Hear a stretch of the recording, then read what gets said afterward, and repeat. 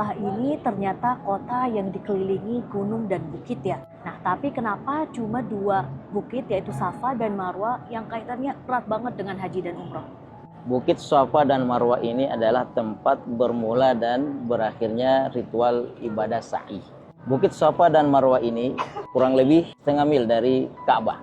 Dan antara Safa dan Marwa ini jaraknya 450 meter. Ketika ritual sa'i ini diulang 7 kali putaran, itu berarti perjalanan kurang lebih 3 km. Jadi Bukit Safa dan Marwa ini erat kaitannya dengan peristiwa perjuangan Siti Hajar bersama dengan putranya Nabi Ismail ketika ditinggalkan oleh ayahnya Nabi Ibrahim alaihissalam. Dari peristiwa inilah akhirnya Allah Subhanahu wa taala mensyariatkan ibadah sa'i bagi orang yang berhaji dan umrah. Sebagaimana ditegaskan oleh Allah Subhanahu wa taala dalam Al-Qur'an, Inna Safa wal Marwata min sya'airillah. Sesungguhnya Safa dan Marwa merupakan syiar Allah. Faman hajjal baita wa i'tamara fala junaha alaihi ayyatawafa bihima. Barang siapa yang berhaji dan berumrah maka tidak berdosa baginya untuk sa'i antara Safa dan Marwa ini. Kemudian Bukit Safa dan Marwa ini ketika kita kembali ke sejarah, maka kita akan melihat bagaimana perjuangan Siti Hajar ya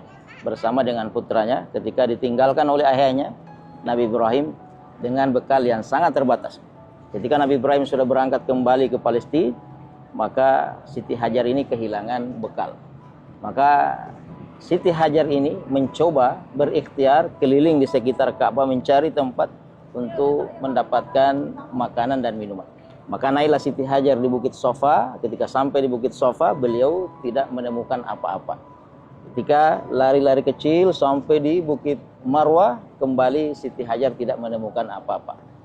Namun qadarullah ketika Siti Hajar kembali ke Ka'bah untuk menjumpai anaknya yang masih kecil waktu itu Nabi Ismail, tiba-tiba muncul satu sumber air yang dimana sumber air itu sampai hari ini di kemudian hari disebut sumur Zamzam ya. Dan itu merupakan keajaiban dari Allah Subhanahu wa taala.